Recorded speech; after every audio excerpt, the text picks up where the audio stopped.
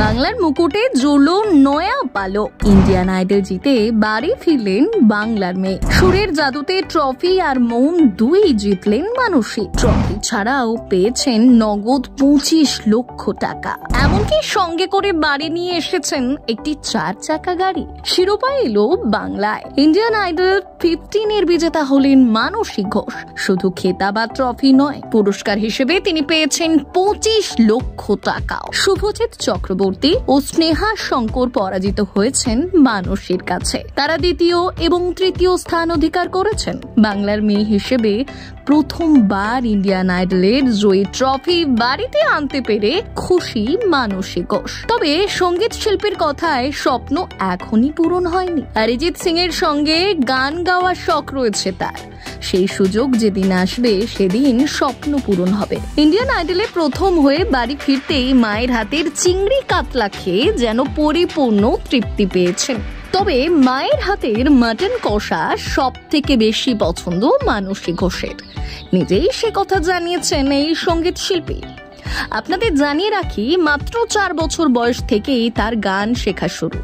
তবে দীর্ঘ 20 বছরের সেই সাধনার ফল মিলল এতদিনে। ছোটবেলা থেকে শিখতে শিখতে গানের প্রতি অদ্ভুত ভালোবাসা জন্মেছে মানসী ঘোষের। 13 বছর বয়সে প্রথমবার তিনি স্টেজ শো করেন, আর সেই থেকেই স্টেজ শো করে রোজগার শুরু পরিবারের পাশে দাঁড়াতে। তবে এত কিছুর মধ্যেও নিজের পড়াশোনা কিন্তু চালিয়ে গিয়েছেন মানসী।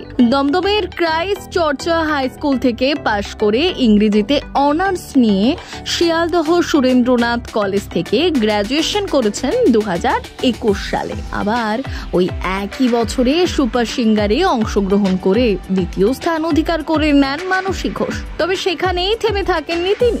নিজেকে আরো বেশি এগিয়ে নিয়ে যাওয়ার জন্য অডিশন দিলেন ইন্ডিয়ান আইডলে। তারপর থেকে টানা 7-8 মাস দর্শক এবং বিচারকদের মন জয় করে ফাইনালে মানসী ছিনিয়ে নিলেন ইন্ডিয়ান আইডলের প্রথম স্থান।